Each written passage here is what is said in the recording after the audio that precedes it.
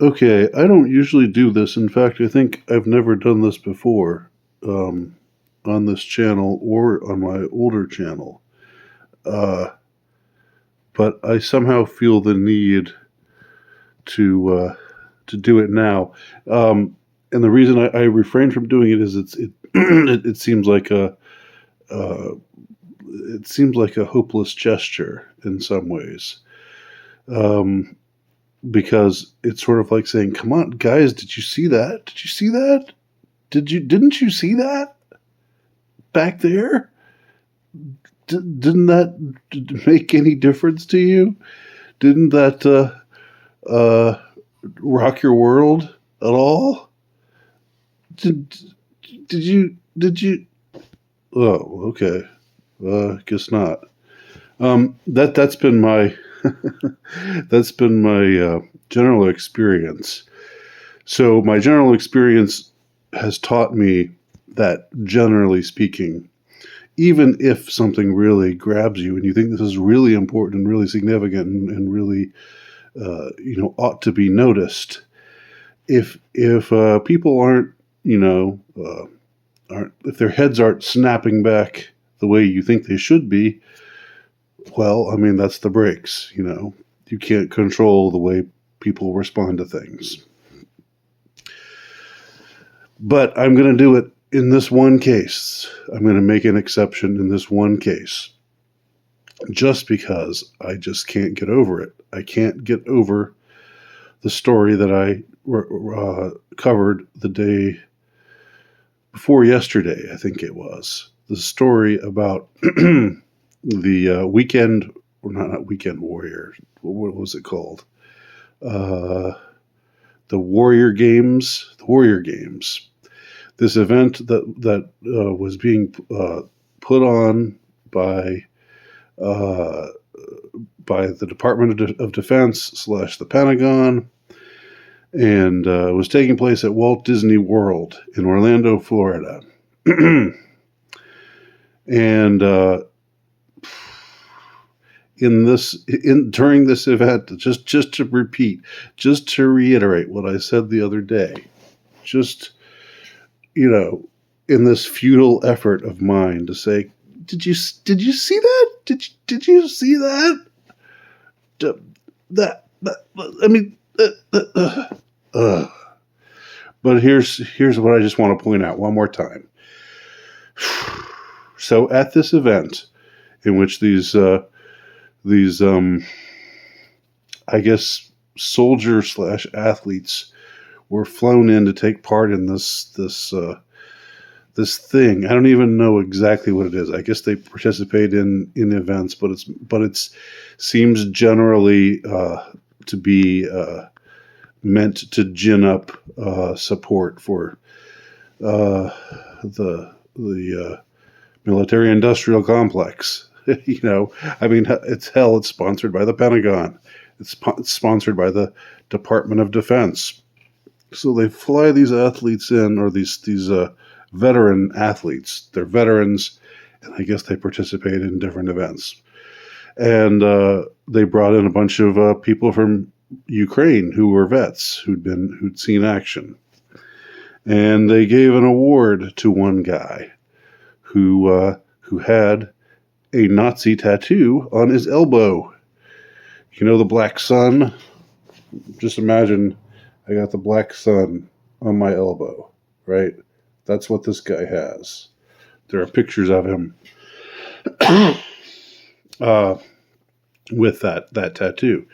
And he is a member of the some say famous, I would say infamous Azov Battalion, which is a huge part of what the military-industrial complex is supporting right now in Ukraine. They're the battalion that is thoroughly soaked in Nazi lore. They make no bones about it. That's what they are. Now, I've had some of you say, well, they can't really actually be Nazis because Israel supports them. I mean, that's begging the question, isn't it? You know, uh, that's sort of saying Israel would never support Nazis. Uh, I don't know. Have you ever heard of George Soros? He was a Jew. Um, so, anyway, at the risk of offending those of you out there, this is so funny. This particular channel, I have to be uh, I have to be sensitive about possibly offending National Socialists. Look, if you're of a National Socialist persuasion and you like my channel, that's fine. I'm not a National Socialist. I've never been one, never claimed to be one. But I invite all kinds around here. But I do think that there's something strange about a situation where the government of the United States, on the one hand, says there's too many right-wing neo-Nazi groups out there. If you're a Trump supporter, you're basically a Nazi, and you're basically a white supremacist, and we're going to get you. And you're the real menace to our way of life, buddy. All you conservative, right-wing, anti-LGBT, white supremacist Nazis out there, all you anti-abortion Nazis out there, we're going to come after you in the heartland, because that's where the true terrorists are. On the one hand, they're saying that to us. On the other hand, they're saying, you know what? These blokes in the Azov battalion and in the right sector in Ukraine fighting against Russia, they're Nazis, but, and not only that, but I mean, you want to talk about kicking the head? Like if it even has that kind of effect on you anymore. To me, I think living in the upside down, living in clown world for a certain duration, you just grow accustomed to things, to absurd things taking place. You grow accustomed to seeing man bites dog scenarios presented as if they were completely normal. And I guess the problem is also that maybe some of you aren't old enough to remember The Daily Show in the early aughts, and Jon Stewart, the voice of conscience,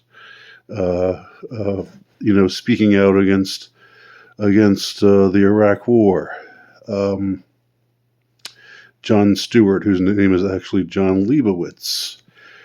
John Leibowitz was the master of ceremonies at this event in which a Nazi, a real, actual, flesh and blood Nazi, not somebody in the heartland who wears a Trump hat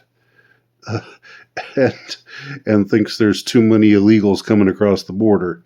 Not that kind of person who we're told is a Nazi, but a real, actual, authentic, and he's got the elbow receipts to prove it. He's got the black sun on his elbow, and that's why he was wearing some long sleeve on one of his arms to cover that elbow.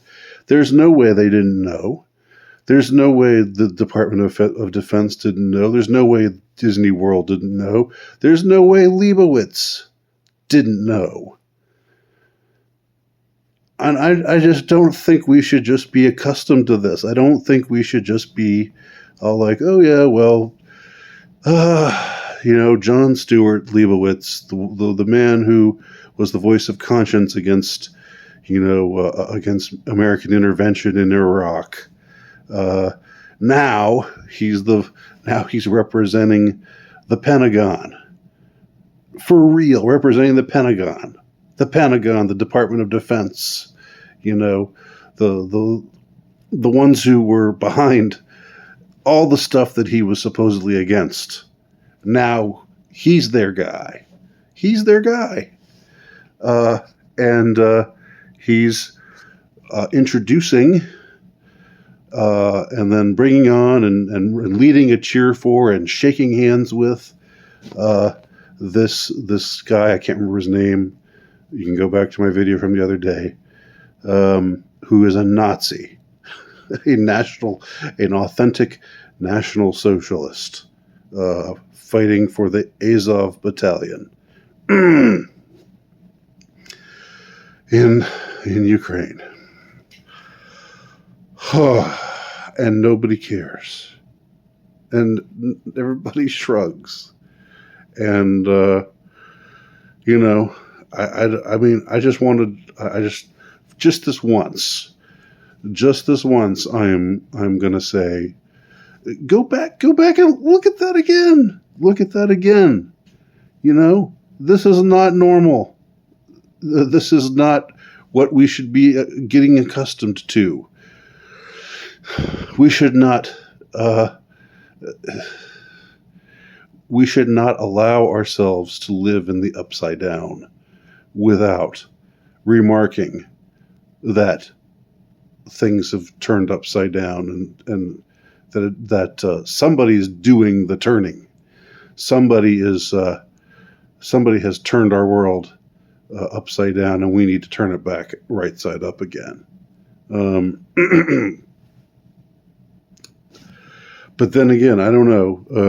You know, shrugs, indifference, whatever. I can just, you know, like I said, this is my one, like I can use it one time. This is my, what would I even call it? This is the one time I'm going to say, wait a minute here. Did you not see that? Did you not see that? Do you not see how ridiculous things have become? Do you not see? And are you just going to stand there and shrug about it? If you're just going to shrug about it, I mean, we've already lost. I think if that's your reaction, if that's all you're going to do.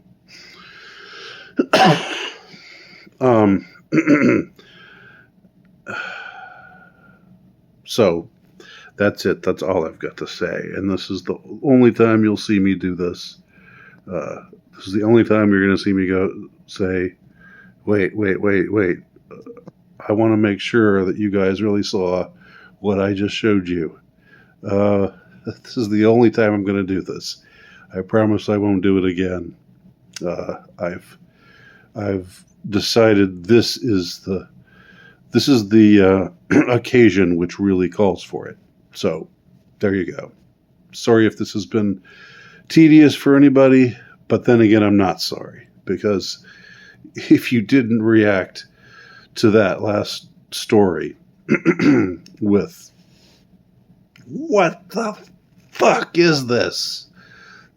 then I don't know. Something's really wrong. Something's really wrong. And we know that things are wrong, but we can't just get used to it. That's all. We've got to point out when this insane clown world manifests, and we've got to take a stand and say, and you know, utter as many expletives as we want. No, not my world. Not my world. There you go. Thanks for watching.